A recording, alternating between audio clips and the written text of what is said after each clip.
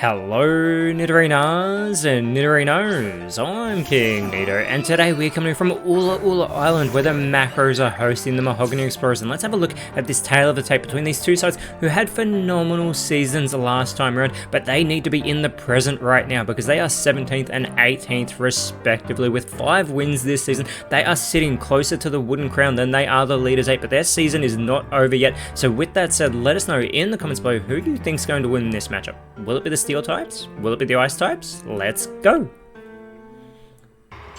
3, 2, 1, go!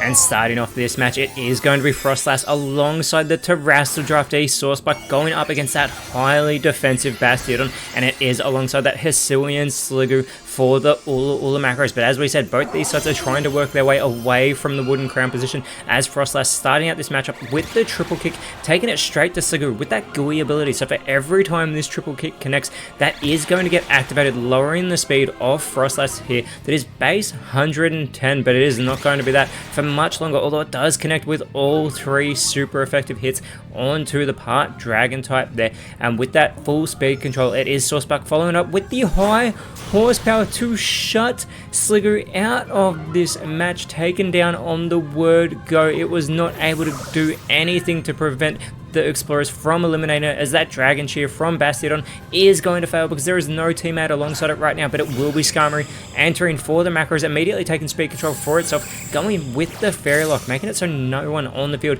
can run away during the next turn, but they are not looking to go anywhere. They want to compete here, as it is the Acid Spray, unfortunately, from Saucebuck that is not going to affect the Steel types. They are immune. This allows Bastiodon to go with that super effective Fire Lash, getting some great damage there onto the Terrestrial Draftee, lowering its physical defense in the process. And Frostlass, now the slowest Pokemon on the field, going with the Sweet Kiss here onto Skarmory. It is going to leave it in a confused state, and it will need to shake that off at risk of doing damage to itself because the Macros are already 1 Pokemon behind, and it is able to shake off that confusion as it goes with the Healing Wish. Maybe it is still confused because it has just eliminated itself from this match. This is not the start the Macros needed, as we do get that Charm from Saucebuck onto Bastiodon. It is going to lower that base 52 physical attack a great deal, but it does go with the Shelter, steering into those defenses. It is going to boost that 168 base physical defense. Frostlass, though, is going with the Quiver Dance, helping out itself, giving it that special attack boost as well as that special defense boost here, and reboosting that speed that was lowered earlier on, as the Macros are going to send in Magneton, taking speed control for itself with the Snipe Shot, taking it straight to Frostlass, gets in some good damage, but Saucebuck does respond with the Liquidation, taking it straight to Magneton, getting in some fantastic damage there as well, lowering the defense of the Steel Electric type, and Frostlass is going to follow it up with the Sucker Punch, but unfortunately there is no suckers on the side of the Macros. Bastiodon has an opportunity to capitalize, going with the Amnesia. It wants to forget how this matchup started. Now it's boosting that 138 base special defense as we get the burn up from Magneton, but it is not a part Fire type, so that is going to fail, opening the door for Saucebuck to try and capitalize with the Swift, the spread damage, getting some fantastic damage there on to Magneton with that critical play, minimal damage onto Bastiodon, but it is the brutal swing from Frostlass, connecting with everybody on the field. It does put Magneton into knockout range, who chows down on its Staffberry, boosting its physical defense. It also puts Saucebuck into knockout range as well. Bastiodon could capitalize, going with the Aqua Cutter, targeting down Frostlass instead. Magneton follows it up by setting up for the Solar Blade here. It is going to absorb the light, but it is an extremely easy target for the Explorers. Saucebuck with the Pin Missile, this multi-hit move is going to do such minimal damage to that heavily defensive Bastiodon, and it only connects 2 times with that not very effective move. However, Frostlass, trying to do their part, is going with the Rising Voltage, cutting off the Solar Blade. It eliminates Magneton. The Macros have lost 3 Pokemon already, but Bastiodon responds with the Entrainment onto Saucebuck here. It is going to get rid of that Sap Sipper ability, giving it the Soundproof ability instead. And the Macros now sending out Berserker. They've still yet to take an elimination, but it will be the Fiery Dance from Berserker onto Saucebuck, quickly changing that, getting their first elimination as the special attack is boosted for Berserker. In the process, the Macros need to work their way back into this matchup as the lights do turn back on here in Ula'Ula Stadium. Frostlass, however, with the opportunity to respond, goes with the Worry Seed. Bastiodon is going to lose that soundproof ability, and it would be up all night if they were to take that wooden crown at the end of the season. They need to get away from that as Bastiodon trying with the Aromatic Mist, looking to help out Berserker here, now boosting that special defense. And it is going to be the Explorers sending out Dugong into this match, immediately taking speed control for itself with the Astonish straight onto Bastiodon for some minimal chip damage once again as Berserker is responding with the Stun Spore on to Frostlass. It is going to lower that speed once again, but it's also going to leave it paralyzed, so it may make it unable to move as Bastiodon is following up with the Petal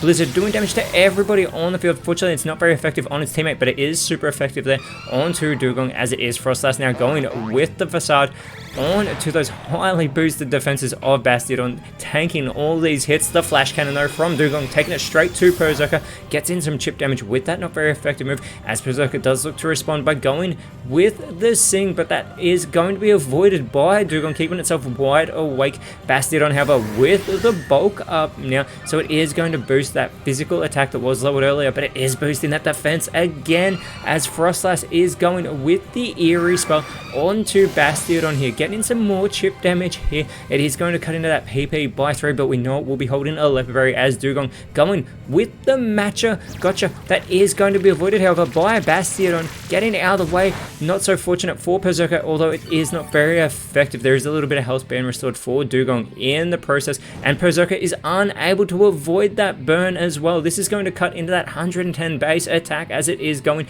with the low kick, but it phases straight through Frostlass, being of a heart Ghost type. Bastiodon trying to do its part, goes with the Reflect type. It is going to become an Ice Ghost type, dropping that Rock Steel type in here, but Frostlass unable to move due to the paralysis. This is what the macros needed as that burn is starting to melt away Berserker down there on the field. Dugong is going to go with the Horn Drill, and it connects with the Oko to take Berserker out of this match. A massive elimination for the Explorers there as Bastiodon, who's been in since the very start, does go with the Poison Tail. A little bit of chip damage here onto Frostlass, not very effective. Frostlass shaking off the paralysis, going with the Sweet Kiss, but again Bastiodon is able to avoid this move as it is being joined by their own Terrestrial Draftee. It is Phalanx entering for the Ula'Ula Macros. They are at a 2v5 disadvantage against the Explorers. They have to bring it all the way back, and we have Dugong and Frostlass still on the side of the Explorers. Dugong has been in fine form of late, but it is Phalanx with the speed control going with the Fire Blast, and it takes Frostlass out of this match with that super effective move. This is what the macros need. They get their second on the board, but Dugong with the Dragon Dance, it is setting up. It knows it's got a battle ahead of it here. It is going to boost that physical attack as well as boosting that speed, and we do have Bastiodon here going with the Petal Dance, capitalizing on that Park Grass typing of Dugong, gets in some massive super effective damage, and the Explorers, they do send out Glalie here as Dugong is going to go with the Disarming Voice, getting some chip damage onto both members of the macros, but Phalanx looking to respond does go with the Struggle Bug, some spread damage of its own, putting Dugong into knockout range, lowering the special attack of Frostlass. Sorry, not Frostlass, Glalie, not to be confused with that other evolution of Snorunt, as it is that Staffberry boosting the physical defense of Dugong, who's now in knockout range. Glalie is going to go with the Belly Drum. It is going to halve its remaining health as it is going to maximize its attack in the process, but it's going to chow down on its Citrus Berry, offsetting some of that health it just cut into as well. We'll see if it can capitalize as it's on the receiving end of the Petal Dance here, taking more damage from Bastiodon. We get the Sheer Cold from Dugong, but that is going to be avoided by Phalanx, allowing Phalanx to respond with the Bullet Punch here, embracing its Steel typing, and it targets down Dugong, and Dugong holds on by a thread, allowing Glalie to respond with the Sludge Wave. This is not going to connect with the members of the it does connect with Bastiodon because it's now a Ice Ghost type, but it takes out Dugong. Some miscommunication on the side of the Explorers. The macros are working their way back. The Petal Dance continues onto Glalie, and it completes the huge play. Thanks to Glalie, it is eliminated. We are down to a 2 versus 2 matchup. And Bastiodon is left in a confused state due to the fatigue, but it has been in since the very start. As the Explorers, they're going to send out Frostmoth, and alongside it is going to be a Bomber Snow with that Snow Warning ability. It is going to start snowing here on Ula'Ula Island as Phalanx with the Ice Shard trying to capitalize on that Park Grass typing that Abomasnow has. Frostmoth, however, responds with the Frost Breath, and it gets a massive connection. It does not care that it's not very effective because it gets that critical play onto Phalanx here, and Abomasnow follows it up with the Hyper Voice, but it is not going to work there on to Bastiodon, who is immune, but it does get in some good damage here on to Phalanx, who does chow down on its Lance Bearer. It is getting pumped, knowing they've brought it all the way back to a 2v2, but Bastiodon, unable to shake off that confusion, does a very little bit of damage to itself. However, Phalanx is going with the Aurora Veil, and this is the first time we've seen this successfully set up. It is going to make them stronger against physical and special moves, as Frostmoth, however, goes with the Stone Edge, putting Phalanx into knockout range with that not very effective move. Abomasnow looking to capitalize, going with the Fury Swipes. It's going to need all 5 connections if it's hoping to take Phalanx out of this match. It's got 3, it needs 2 more, it's got 4, it's only going to get 4. Phalanx is still in this match. It has an opportunity as Bastiodon has snapped out of its confusion. It is going to go with the Whirlwind. Unfortunately, it may still be confused because that is going to fail. The bench for the Explorers has been emptied, and Bastiodon is chowing down on that Leopard Berry to restore some PP, as Phalanx is going to go with the Earth Power onto Frostmoth. Not very effective, however, and this could open the door for Frostmoth to capitalize, going with the Scary Face. It is going to lower the speed here of Bastiodon, who's only got that base 30 speed. However, Abomasnow does go with the Stomping Tantrum. This is no longer super effective onto Bastiodon, allowing it to respond with the Assurance, getting in some minimal chip damage onto Abomasnow, as the Poison Tail from Phalanx, who's still holding on in this match, but does get the critical play onto Frostmoth, who is going to respond with the Ceaseless Edge. They need to get Phalanx off the field. Super effective onto Bastiodon, but you wouldn't think so with those massive boosted defenses at the moment. The spikes do land on the side of the Macros, but no more entry hazards are a concern. However, the Esper Wing is a concern for the Macros because Abomasnow has eliminated Phalanx from this matchup. Bastiodon been in since the very start, and it needs to take down Frostmoth and Abomasnow for the Macros to win this matchup and continue their 4-game win streak, trying to extend it to 5. They go with the Grass Pledge, some chip damage here onto Frostmoth with that not very effective move. Abomasnow does respond with the Bulldoze, connected with everybody on the field, not very effective onto its own teammate, again lowering the speed of Bastiodon, but it's no longer a Steel type, as Frostmoth with the Tail Whip, it is going to lower those physical defenses that have been heavily boosted throughout this matchup for Bastiodon. We do get a time warning. The Skitter Smack on to Frostmoth is not going to do much damage from Bastiodon, but it does cause Frostmoth to chow down on its own Lance Spirit. It is getting pumped here. It knows the win is in sight. The snow has stopped, and Abomasnow with the Blue Flare, that is super effective on the part Ice type Bastiodon. Frostmoth is going to follow up with the Happy Hour. They are feeling confident that the Explorers can finish this as they're getting caught in that happy atmosphere. Bastiodon goes with the Horn Attack. It puts Frostmoth into knockout range as the Aurora Veil does wear off for the Macros. Abomasnow with the Spite, cutting into that PP that was already restored for Bastiodon thanks to that Leopard Berry. And we have our second time warning. We could be going into overtime.